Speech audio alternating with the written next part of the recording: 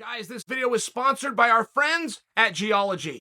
This award-winning men's skincare company will formulate a customized skincare routine just for you using a handful of proven, powerful ingredients that have been trusted by dermatologists for decades. In fact, Geology is one of the only men's skincare companies to have retinol as an active ingredient in their products. If you suffer from acne, dark circles under your eyes, wrinkles, or sensitive skin, look no further. To get started, take Geology's 30-second diagnostics quiz, and their team of dermatologists will design and ship a regimen directly to your door. It really is that simple. Their face wash is incredible. It smells amazing, and I love the way it makes my skin feel after I use it. With over 4,000 five-star reviews, why not give it a try? Start today with a 30-day trial of all 4 products. Their everyday face wash, vital morning face cream, repairing night cream, and nourishing eye cream. Head to geology.com, take their free skincare quiz, and with this exclusive offer, you will save 70% off your entire first purchase, or just click on the link below. Kevin Holland versus Oliveira, guys. Before I get into a prediction, let's discuss this fight.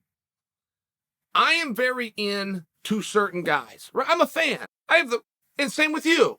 But I'm attracted to a certain kind of guy. If there's anything in this world I don't like, particularly in the tough guy business, it's a bully. I think you guys can agree to that. And a bully can be very clearly identified as somebody who fights guys that he believes he can beat.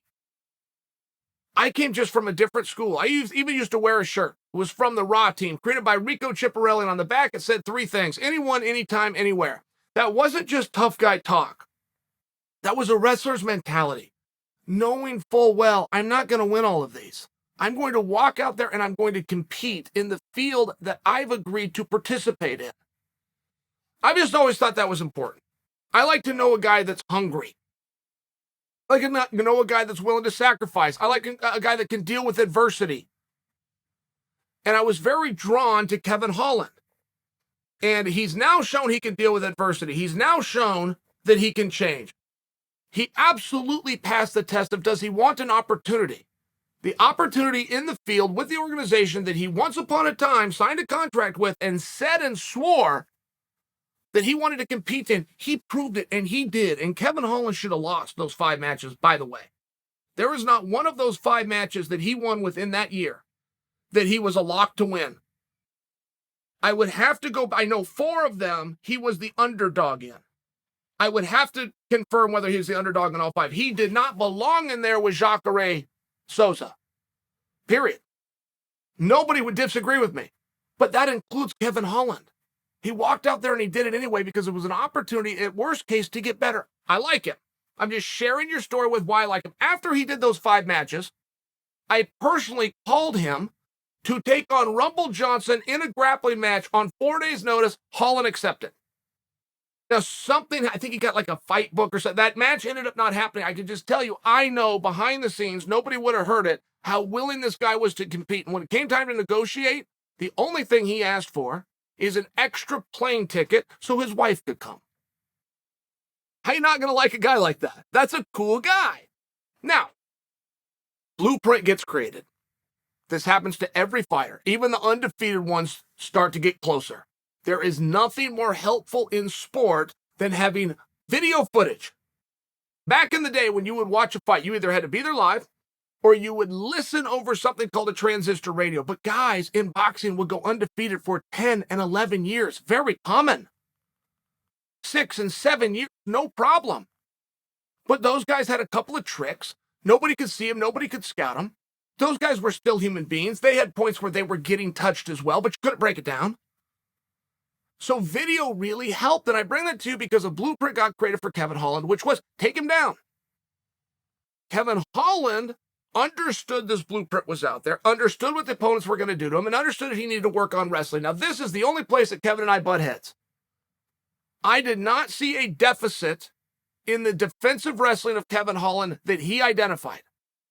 I saw a cooperation with Kevin Holland, who still clings to the days of jiu-jitsu and thought he could do his finest work off his back. And it's hard to tell a guy like that he can't when he just got done knocking out Jacare Souza from that very position, right? It was just tough.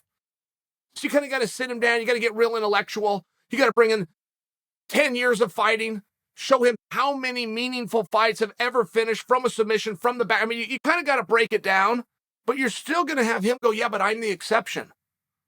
As a matter of fact, here's me beating Jacare from that very position you're telling me to avoid. It was just tough. Just tough.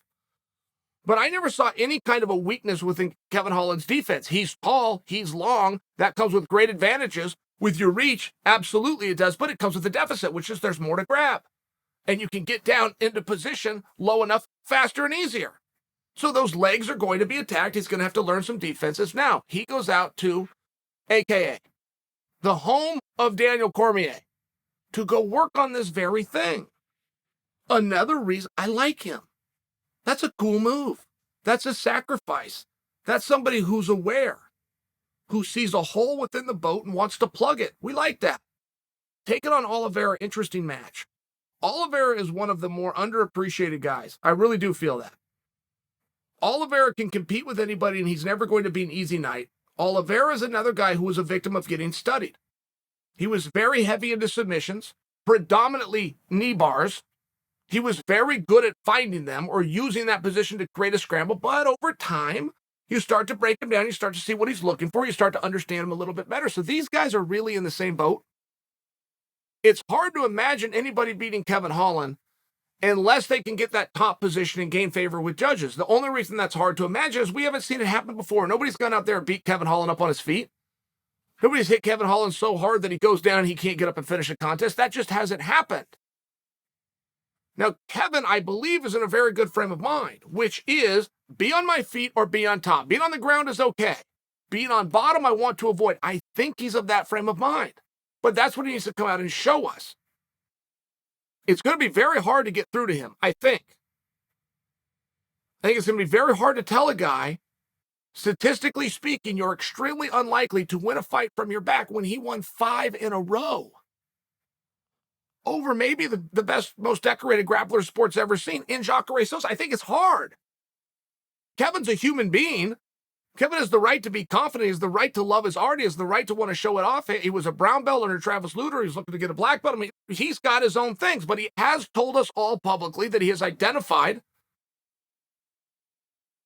a weakness within his defensive wrestling, which I see. I think the biggest gap there is I don't care where his hips goes. I don't care where his forearm goes. I want to see him not cooperate. I want to see him make guys earn that position. If that's where you've got to fight from, go ahead and fight there.